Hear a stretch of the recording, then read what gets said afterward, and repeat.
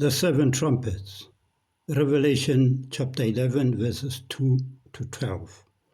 The second war, also on the Catholics of France, number 4. At the opening of the revolution, by a concession of the king, the people were granted a representation exceeding that of the nobles and the clergy combined.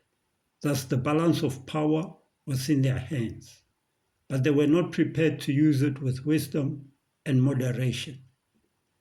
Eager to redress the wrongs they had suffered, they determined to undertake the reconstruction of society.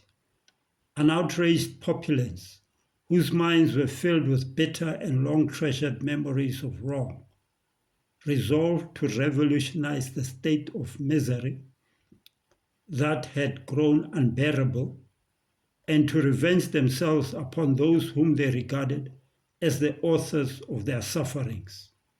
The oppressed wrought out the lesson they had learned under tyranny and became the oppressors of those who had oppressed them. Unhappy France reaped in blood the harvest she had sown. Terrible were the results of her submission to the controlling power of the Roman Catholic Church. Where France, under the influence of the Roman Catholic Church, had set up the first stake at the opening of the Reformation, there the Revolution set up its first guillotine. On the very spot where the first martyrs to the Protestant faith were burned in the 16th century, the first victims were guillotined in the 18th. In repelling the gospel, which would have brought her healing, France had opened the door to infidelity and ruin. When the restraints of God's law were cast aside, it was found that the laws of man were inadequate to hold in check the powerful tides of human passion, and the nation swept on to revolt and anarchy.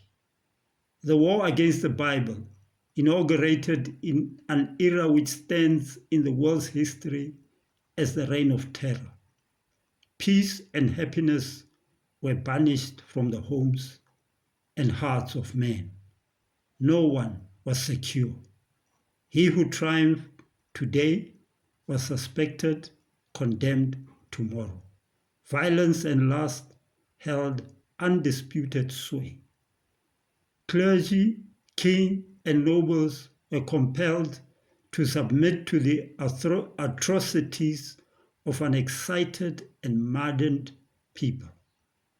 Their thirst for vengeance was only stimulated by the execution of the king, and those who had decreed his death soon followed him to the scaffold. A general slaughter of all suspected of hostility to the revolution was determined. The prisons were crowded, at one time containing more than 200,000 captives. The cities of the kingdom were filled with scenes of horror. One party of revolutionists were against another party, and France became a vast field for contending masses, swayed by the fury of their passions. In Paris, one tumult succeeded another, and the citizens were divided into a medley of factions that seemed intent on nothing but mutual extermination. And to add to the general misery, the nation became involved in a prolonged and devastating war with the great powers of Europe. The country was nearly bankrupt. The armies were clamoring for arrears of pay. The Parisians were starving.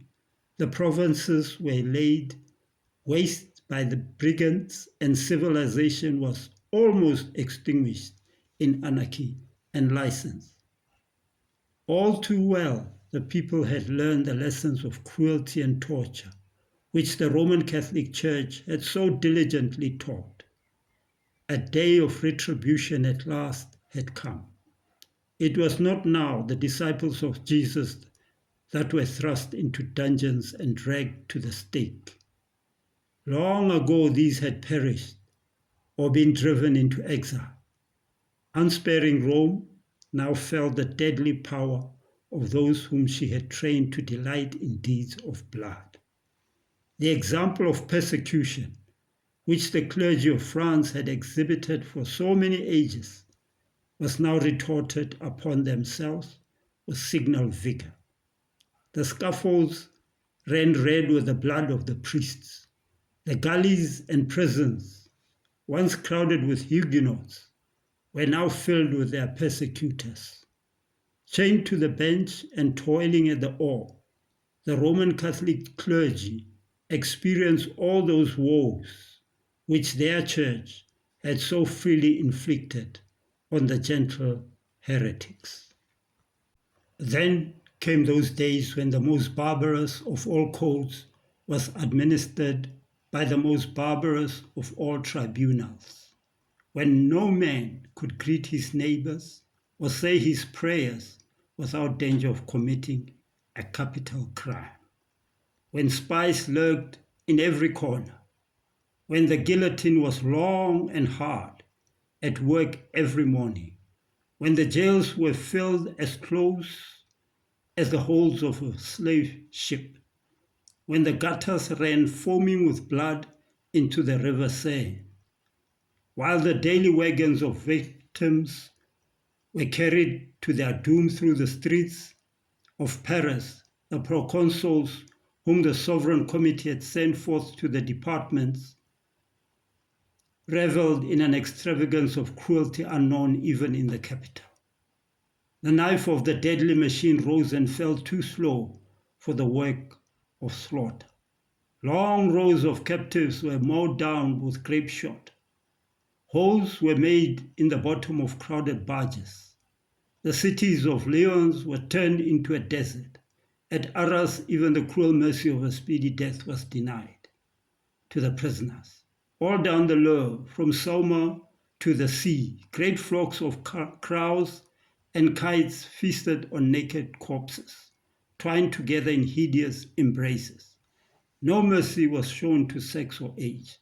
The number of young girls and young lads of 17 who were murdered by that execrable government is to be reckoned by hundreds. Babies torn from the breast were tossed from pike to pike along the Jebbican River. In the short space of 10 years, millions of human beings perished. And this was as Satan would have it. This is what for ages he had been working to secure.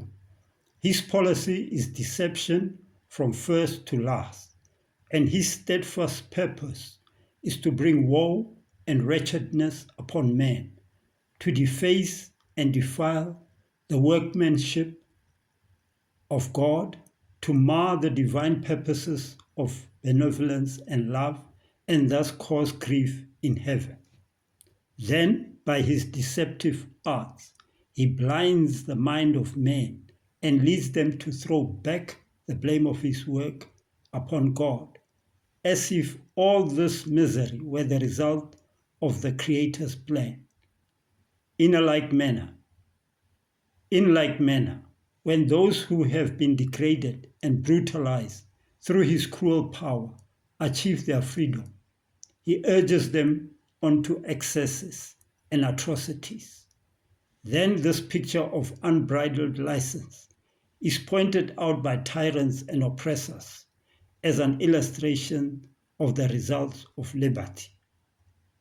When error in one garb has been detected, Satan only masks it in a different guise, and multitude receive it as eagerly as at the first.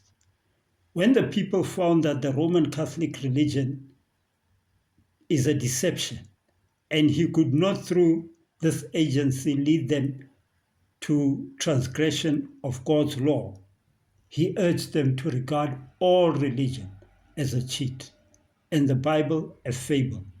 And casting aside the divine statutes, they gave themselves up to unbridled iniquity.